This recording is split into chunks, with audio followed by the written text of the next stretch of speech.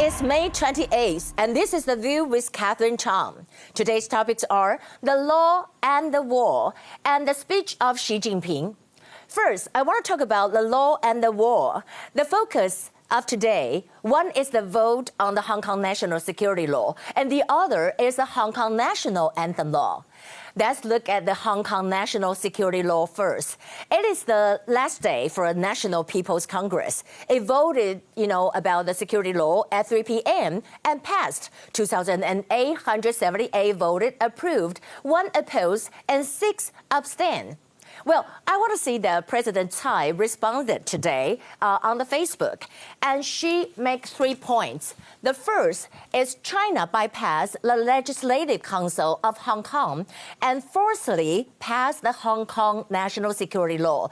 It suppressed Hong Kong's freedom of speech and judicial independence. Legislators from both the ruling and the opposition parties are unanimously, in condemning the Beijing's government. We can see that at this moment, all Taiwanese people show solidarity to support the people in Hong Kong and democratic values. And she also said that the Executive Yuan activated the Hong Kong Humanitarian Action Plan today. Works include the allocation of government resources and budgets, which are intended to help Hong Kong's people seeking residence permits and protections in Taiwan. The Mainland Affairs Council, Lu Weihui, will be in charge of the arrangement, and the government will establish a body cooperate.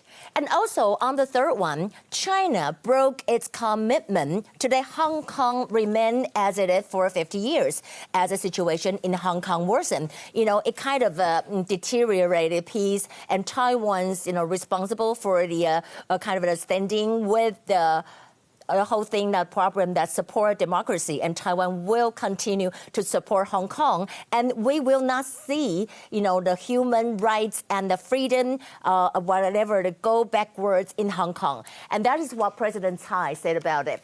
And we also want to say that the Hong Kong National Security Law, why cause such controversy? Because the Chinese government bypassed the Hong Kong Legislative Council, and it is a betray of the one country, two system commitment.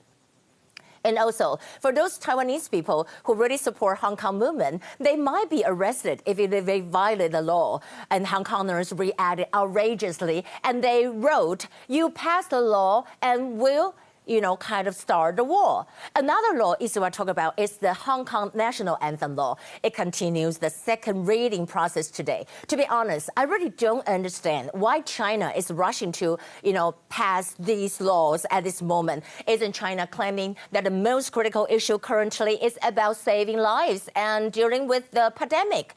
Then why is China busy modifying the whole laws? And even with so many Hong Kongers protesting, the Chinese government still doesn't give a damn.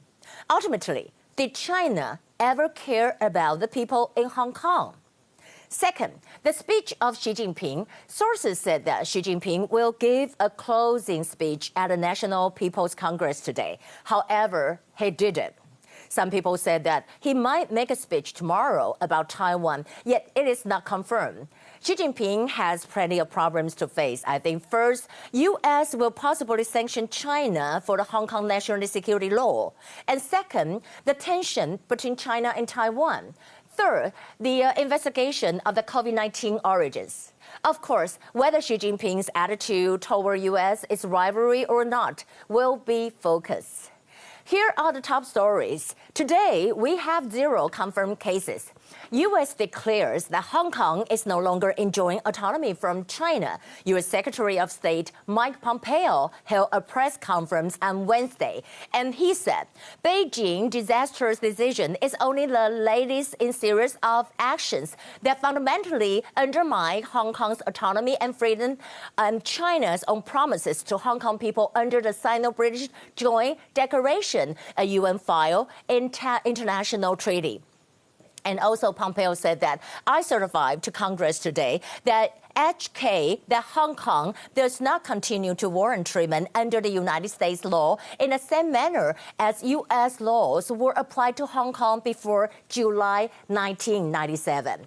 He also said no reasonable person can assert today that Hong Kong maintains a high degree of autonomy from China, given facts on the ground. And China has shed any pretensions that the people of Hong Kong enjoy a high degree of autonomy, democratic institutions, and civil liberties guaranteed to them by the Sino-British Joint Declaration and the Basic Law in Hong Kong. You know, the security law was only the latest in a series of actions that fundamentally, undermine Hong Kong's autonomy and freedom. And it is, very clear now. China is modeling Hong Kong after itself.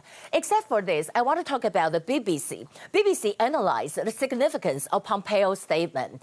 BBC said that until now, the U.S. has given Hong Kong a kind of global financial and trading hub special status under the U.S. law. If the Secretary of State failed to certify this, and what about that? And actually, the Hong Kong, that means that certify this is that Hong Kong maintain sufficient autonomy, and the U.S. Congress can revoke Hong Kong special status. And this would mean that treating Hong Kong the same as mainland China for trade and other purpose. Talking about we'll talk about the New York Times. New York Times wrote that the Trump administration was, kind of left with no option but to acknowledge the new reality. U.S. Press Secretary Kelly also said that the president said to me that he is displeased with China's efforts and that it's hard to see how Hong Kong can remain a financial hub if China takes over. Well, we're talking about this, we're thinking about the U.S. attitude. The New York Times article, will President Trump stand with Hong Kong? It wrote, Mr. Trump may not be able to stay out of it for long, if the protests are more violently suppressed. And it is very important that it is not only the yearning for democracy among the people of Hong Kong that is at stake here. If Mr. Xi Jinping calculus is borne out and he watches the outcry over Hong Kong people, he will continue pursuing his ambitions to extend his control of Taiwan and the South China Sea.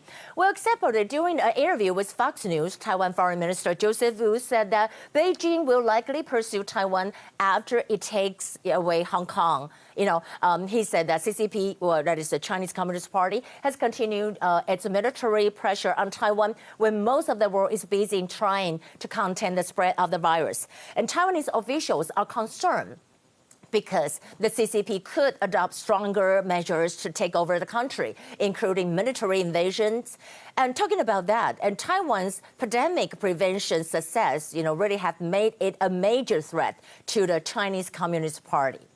We're talking about the whole thing. I want to show you something interesting. It's kind of cute in Taiwan. The Taiwan's post office, Taiwan's Zhonghua Post Office, that is Zhonghua Youzhen, released coronavirus prevention stamps. You can see the background is really cute. For the 13 anti-dollar stamp features medical staff, environmental protection workers. And the 15 stamp adds a person wearing a mask on public transportation and scientists working on a vaccine. And the theme about that, of course, is Taiwan can help. I think the stamp is worthy for you to collect. I remember when I was little in the primary school, we always collect stamps. And when I look at it, I think this is very nice. I really want to collect that. How do you think about that? This is The View for today. I'm Catherine. I'll see you tomorrow.